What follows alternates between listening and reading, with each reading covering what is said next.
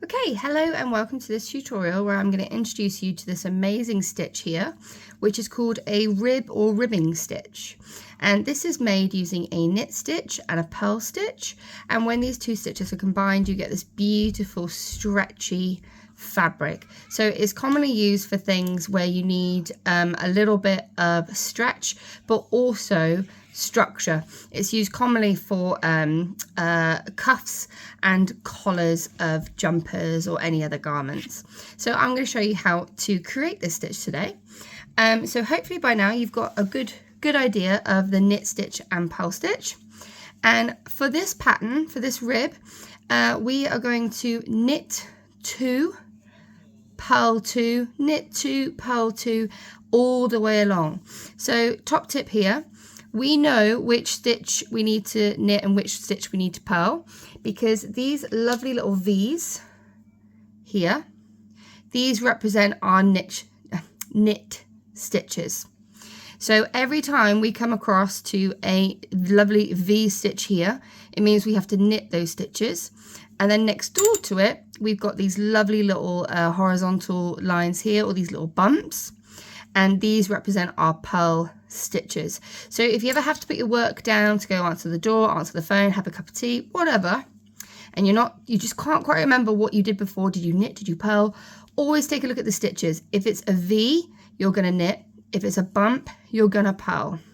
So I've got V's to start with here. I know they're a little bit odd because this is also the border, so the border can get a little bit shaky. So I'm going to knit these first 2 stitches. So needle through, we're going to knit, whoops, caught it on my jumper there. Going to knit 2,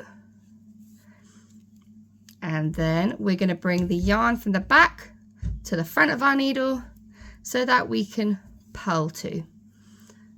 Excellent. You don't have to worry about loosening your tension or tightening your tension.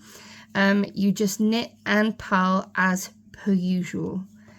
And there we go. So now we go back to purl. So every time we go back to purl, you've got to remember, bring this yarn back forwards.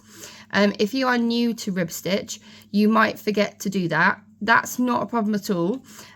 You also need to remember to bring it backwards for a knit stitch. Again, it's not a huge problem because you can undo those stitches. But if I just show you what could happen, if you forget to move that yarn to the back now, because we've got our lovely V's here, we know we need to knit the next 2 stitches. If I forget to bring that yarn to the back and I go to knit as normal, what I've actually created by accident is a yarn over, which is where I've created this extra stitch. It's not a worry. So say you get to maybe 3 or 4 stitches down, and then you just happen to look at your work and go, oh gosh, yeah, look, I've got a yarn over there. Don't panic. What you can do is do a little bit of knitting in reverse. So what you're going to do, you're going to put your left needle through the stitch underneath. Oops, sorry, hard to do with the camera anyway. Underneath the stitch that's on your right needle.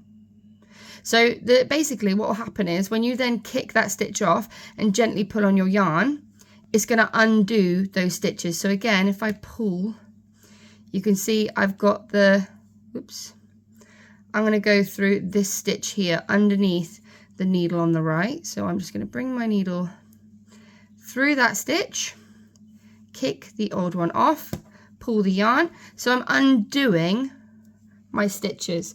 So this is a nice, much quicker way of having to undo stitches. Now I'm at that point where I had that yarn over, so I'll just bring it back to the back, and then I will continue knitting as per usual.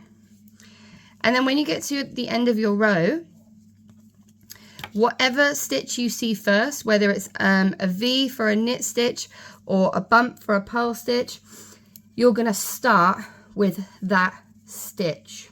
So remember, where you see V's, you're going to knit. Where you see bumps, you are going to purl. And that is how you knit a rib stitch.